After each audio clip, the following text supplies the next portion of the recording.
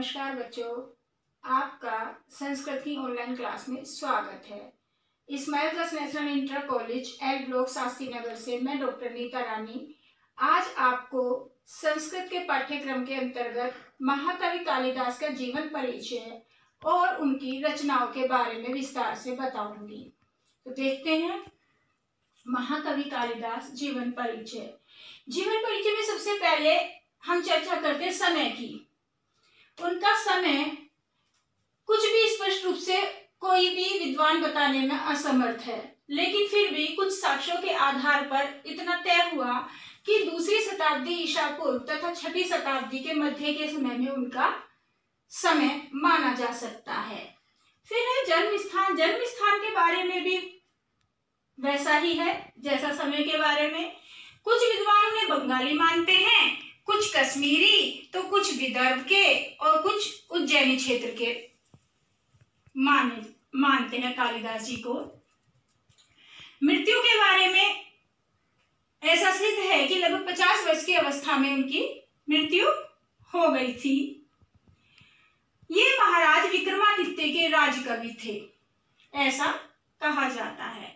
इनके बारे में एक किंवदंती प्रचलित है कि ये जन्म से महामूर्ख थे। तो एक बार क्या हुआ, मैं आपको वो किंवदंती बताती हूँ कि जन्म से महामूर्ख थे। एक बार ये पेड़ की जिस शाखा पर बैठे हुए थे उसी को काट रहे थे, तो कुछ विद्वानों ने देखा और उन विद्वान पंडितों ने ईर्ष्यावश राजा की पुत्री विद्योत्मा का जो विवाह था इनसे करा दिया, ये बताकर कि बहुत अधिक विद्वान है। लेकिन जब बाद में विद्योत्मा को पता चला कि ये विद्वान नहीं है अपितु ये तो महामूर्ख है, तो उन्होंने इन्हें घर से निकाल दिया।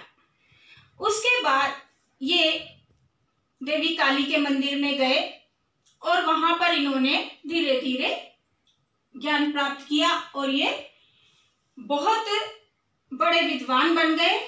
उसके बाद जब ये विद्वान बन गए तो ये वापस अपने घर आए और घर का इन्होंने जो दरवाजा ठपठपाया तो इन्होंने कहा अनावृत कपाटम द्वारम देहि। जब इनकी पत्नी विद्योत्मा ने ऐसा सुना अनावृत कपाटम द्वारम देहि, तो उन्होंने कहा अस्ति कश्चित् वाग विशेषः। तो उन्होंने ये जब 3 शब्द कहे तो इन्होंने इन तीनों शब्दों से ही 3 काव्यों की रचना कर दी। अस्ति से कुमार संभव, कश्चित् से मेघदूतम और वाग विशेष है रघुवंश। इन 3 काव्यों की रचना इन 3 शब्दों से इन्होंने की है। अगर आप पढ़ेंगे तो भी आप देखेंगे कि यही सच है। अस्ति से कुमार संभव की रचना हुई है, कश्चित् से मेघदूतम की और वाग विशेष से रघुवंश की। अब आते हैं इनकी रचनाओं पर।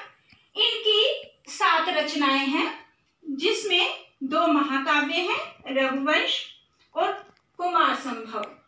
रघुवंश के बारे में हम आपको बताते हैं, 19 सर्ग का महाकाव्य है। महाकाव्य के जितने गुण होते हैं वो सब इसमें मिलते हैं। सूर्यवंशी राजाओं का इसमें वर्णन किया गया है। दूसरा कुमार संभव, ये 18 सर्ग का महाकाव्य है। इसमें पार्वती का जन्म, कामदेव का दहन, पार्वती तपस्या, शिव विवाह आदि प्रसंग का वर्णन मिलता है। कुछ विद्वान ऐसा मानते हैं कि कुमार संभव के 18 सर्ग में से जो शुरू के 8 सर्ग हैं वो ही कालिदास की रचना है। ठीक है, फिर आता है खंड काव्य या गीति काव्य। पहला खंड काव्य या गीति काव्य है इनका ऋतु सिंगार। इसमें 6 ऋतुओं का वर्णन 6 सर्गों में किया गया है। उद्दीपन रूप में 6 ऋतुओं का वर्णन मिलता है। फिर है मेघदूत। इसमें मेघदूत में इन्होंने दूत परंपरा का निर्वाह किया है। एक विरही यक्ष के द्वारा मेघ को दूत बनाकर अपनी प्रियतमा को संदेश भेजने का वर्णन इस मेघदूत में है। फिर आते हैं नाटक। नाटक इनके 3 हैं, विक्रम और वश्यम। इसमें ये 5 अंक का रूपक है। पुरूरवा और उर्वशी की प्रणय कथा इसमें वर्णित है। मालविका अग्निमित्रम, ये इनका पहला नाटक है, प्रथम नाटक। इसमें मालविका और अग्निमित्र की प्रणय कथा का वर्णन है और इसमें 5 अंक हैं। फिर आता है अभिज्ञान शाकुंतलम। इसमें 7 अंक हैं। इसमें दुष्यंत और शकुंतला के मिलन की वियोग की और दोबारा मिलने की कथा का बहुत ही मार्मिक और सुंदर वर्णन किया हुआ है। इसीलिए नाट्य साहित्य में इसे सर्वोत्कृष्ट नाटक माना गया है, सर्वोत्कृष्ट नाटक की संज्ञा इसे दी गई है। मैं आपको ये भी बता दूं, अभिज्ञान शाकुंतलम आपको पाठ्यक्रम में लगा हुआ कक्षा 12 में, और यहाँ आपका रघुवंश लगा हुआ है। रघु के वंश के बारे में पूरा जो वर्णन है उसका कुछ हिस्सा आपके पाठ्यक्रम में है, वो मैं पढ़ाऊंगी। और अभिज्ञान शाकुंतलम के जो चौथा अंक है उसका कुछ जो हिस्सा, कुछ जो पार्ट है वो आपके पाठ्यक्रम में है। अभिज्ञान शाकुंतलम के बारे में ये कहा जाता है कि संपूर्ण संस्कृत साहित्य में अभिज्ञान शाकुंतलम सबसे श्रेष्ठ है, ऐसा माना गया है। उससे भी श्रेष्ठ है उसका चतुर्थ अंक, और उससे भी श्रेष्ठ है चतुर्थ अंक के 4 श्लोक। उन 4 श्लोक के बारे में मैं जब अभिज्ञान शाकुंतलम आपको विस्तार से बताऊंगी, पढ़ाऊंगी, तो उन 4 श्लोकों के बारे में भी आपको अच्छी तरह से समझाऊंगी। महाकवि कालिदास की काव्य विशेषताएं या काव्य शैली। देखिए, कालिदास को महाकवि की उपाधि दी गई, और ये उपाधि ऐसे ही नहीं मिली। अगर हम उनकी भाषा शैली या काव्य शैली या नाट्य शैली की बात करें तो हम देखेंगे कि वो उनका जैसा वर्णन है, उन्होंने जैसे प्रकृति चित्रण किया, जैसे उसमें अलंकारों का समावेश किया, जहां पर भी उन्होंने रस डाले, वो इतना चरम सीमा तक पहुंच गए कि मानो उनको पढ़ते हुए जैसे उसमें डूब गए, सामने जैसे चलचित्र दिखाई देता है। इसीलिए महाकवि के बारे में बहुत कुछ कहा गया, और मेरे तो प्रिय कवि है ही वो, मुझे संस्कृत में उनसे ज्यादा प्रिय कवि कोई पसंद नहीं है, इसीलिए उनके बारे में कहा गया। पुरा कवि नाम गणना प्रसंगे कनिष्ठ का अधिष्ठित कालिदास है, अद्यापि ततुल्य कविर भावादनामिका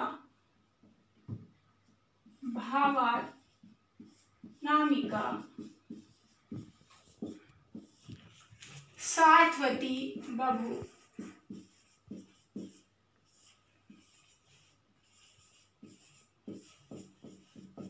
मतलब जब कवियों की गणना की गई तो जो कालिदास थे वो कनिष्ठिका पर अधिष्ठित हुए, और आज भी उनके समान कोई दूसरा कवि उनकी बराबरी नहीं कर पाया है। इसीलिए हमने इन्हें महाकवि कालिदास की उपाधि से संबोधित किया है। अब मैं आपको बताती हूँ काव्य शैली। काव्य शैली के अंतर्गत सबसे पहले आता है हमारा प्रकृति चित्रण।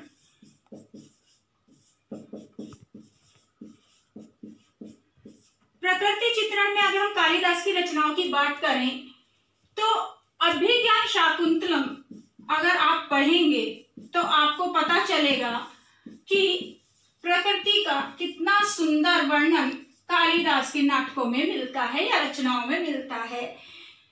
अभिज्ञान शाकुंतलम में कवि ने, महाकवि कालिदास जी ने लताओं का इतना सुंदर वर्णन किया है, जैसे लता ना हो के वो कोई स्त्री हो, वो कोई नवयुवतियां हो। जब शकुंतला की विदाई का वर्णन है तो जो लताएं हैं वो मानो अपने लता रूपी हाथों से उनका आलिंगन कर रही हैं, और जो पीले मानो वो पत्ते गिरा रही, जैसे आंसू बहा रही हैं। इतना सुंदर, इतना मार्मिक वर्णन मुझे नहीं जान पड़ता साहित्य में कोई और कवि इतना अच्छा कर पाया हो, या कोई नाटककार इतना अच्छा कर पाया हो। प्रकृति को जैसे बिल्कुल सामने लाके उन्होंने रख दिया, इतना सुंदर वर्णन। हिरण है, हिरण के बच्चे हैं, वो आंचल पकड़ के शकुंतला का खींच रहे हैं। पेड़ पौधे मानो पीले पत्ते गिराकर आंसू बहा रहे हैं। लताएं हैं मानो आलिंगन करना चाहती हैं ना। तो प्रकृति चित्रण का बहुत अच्छा जो उदाहरण है वो ये कवि हैं, बहुत अच्छा प्रकृति चित्रण इनका मिलता है। दूसरा आ जाइए रस परिपाक। रस के बारे में अगर हम जाएं, रघुवंश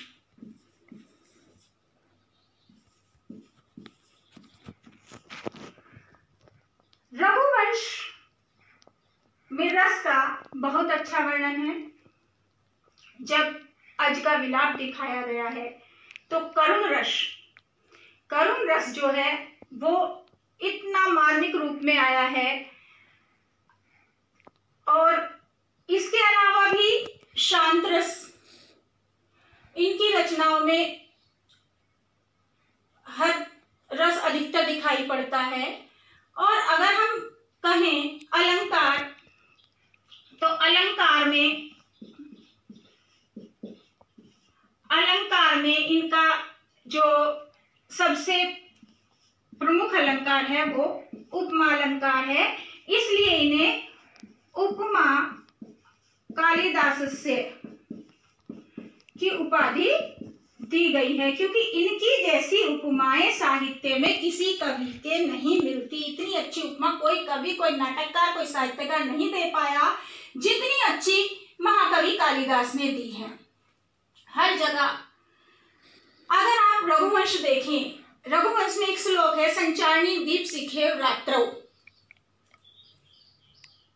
तो संचारणी दीप शिखेव रात्रौ मतलब जैसे परछाई ऐसे ही वर्तमनी, पुरुषकर्ता वर्तमनी, ये उस समय का वर्णन है जब दिलीप गुरु वशिष्ठ की गाय का पालन पोषण करते हैं, उसकी देखरेख करते हैं। तो उस समय उनकी सेवा भाव का जो वर्णन कालिदास ने किया है बहुत ही सुंदर वर्णन है, बहुत ही अच्छा वर्णन है। कालिदास ने उत्प्रेक्षा, अर्थांतरन्यास,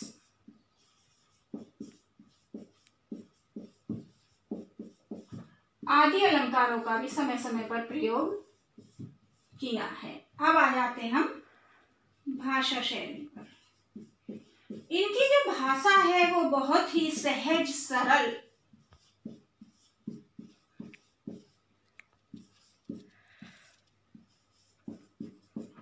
बहुत ही सहज सरल भाषा है इनकी। कठिन शब्दों का समावेश नहीं है। कहीं भी इनकी भाषा में कहीं भी आपको कठिन शब्द नहीं मिलेंगे, कोई दुरूह शैली नहीं मिलेगी। सहज है, सरल है, भाषा समझनी बहुत आसान है। और जब इनका कोई भी काव्य साहित्य हो, चाहे नाट्य साहित्य हो, पढ़ते हैं तो ऐसा लगता है जैसे सामने चलचित्र की तरह से कोई पिक्चर चल रही हो। इतना अच्छा चित्रण सिर्फ और सिर्फ कालिदास का मिलता है।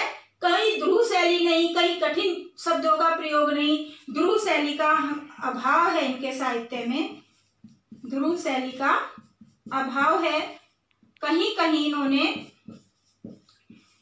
जो व्याकरण के नियम है उनका उल्लंघन भी कर दिया है सहजता और सरलता लाने के लिए। तो ये था महाकवि कालिदास का काव्यगत विशेषताएं, काव्य शैली। एक बार मैं आपको दोबारा बताती हूँ कि पुराने समय में